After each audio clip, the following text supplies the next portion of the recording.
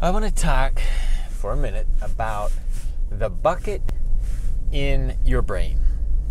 Okay? So if you are a youth, I'm talking specifically to you. So if you're young, still living at home, let me tell you something about your parents that you may not understand or already know. Okay, I know this because I am a parent, but your mom or dad, they probably know this too. They have a bucket in their brain. A bucket.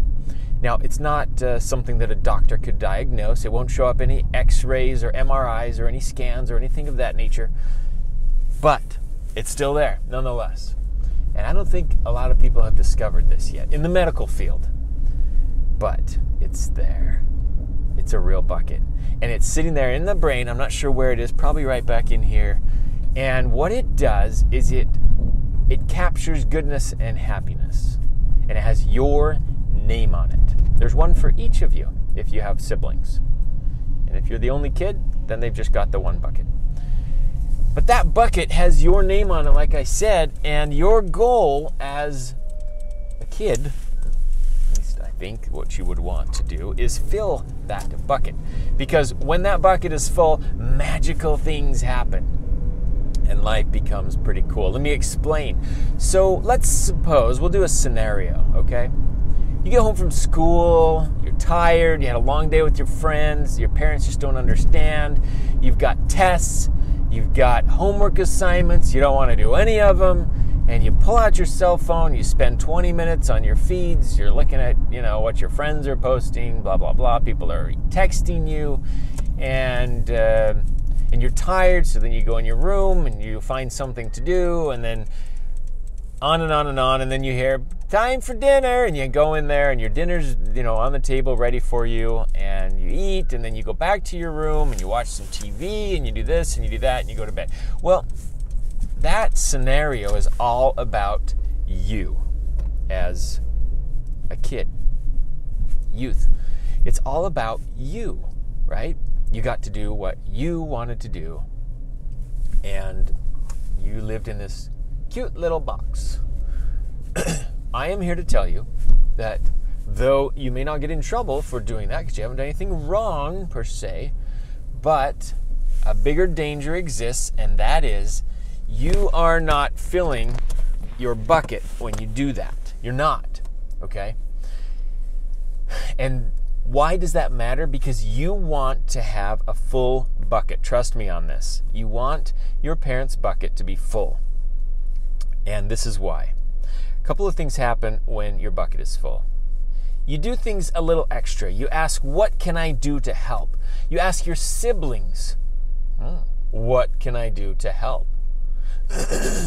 And then you help. And then you get really good at it and you start anticipating needs. I know mom's going to come make dinner. I better go.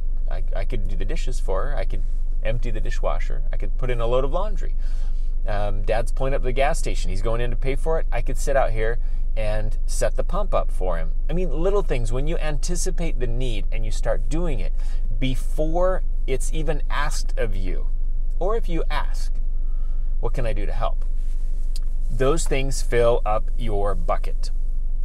And the reason you want a full bucket is because when it comes time to ask for something back, you've already got the bucket full. And the chance of a yes is much, much greater. Let me use an analogy of a bank. If you want to go to the bank and pull some money out, but you've never made a single deposit, what is the banker going to tell you? You have an account balance of 0. I'm not giving you money. I'm sorry, you don't have any. Right? You hear no. Well, the same thing exists with this bucket thing in your mom and dad's mind. When you've made deposits into that bucket and you've filled it with goodness, with good decisions, happy attitudes, going the extra mile, and doing and saying things that make your parents happy for having you in the family, rather than the other way around. Keep your room clean, little things like that. You're filling up that bucket. You're making deposits into your account. See, little by little. Just one little deposit after another. It might be a 50-cent deposit or $1 here or there. But as we know, small deposits add up to big deposits, right? Add up to big lump sums over time. So number one is when you ask for something, the odds of getting a yes are much greater. It's not a guarantee because things happen, life happens, and sometimes things don't just work out. But if you've filled that bucket and it comes time for, your friends call and you want to go see a movie, well, the bucket is already full. That point, it's too late to start filling the bucket because then it looks like you're doing something just to get something. Well, I want to go to the movie, so I'm going to hurry mow the lawn so that I can go to the movie. Well, now your intention has changed. So it kind of messes that up a little bit. But the second thing it does is when you mess up. When the bucket is full and you've messed up, your parents will have a tendency to be a lot more forgiving. It's not that big. He's been a really good kid lately. This is kind of out of the norm, So it's not that big of a deal. It's okay. We understand. Versus, oh my goodness, if you do that one more time, I'm going to scream and throw you across the room and blah, blah, blah. Well, it's the straw that breaks the camel's back. You see, it's the pattern that triggers that. It's not the one-time occurrence.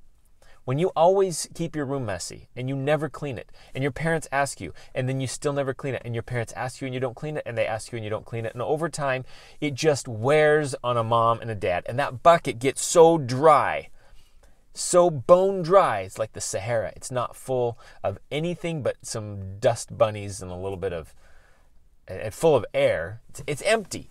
And that,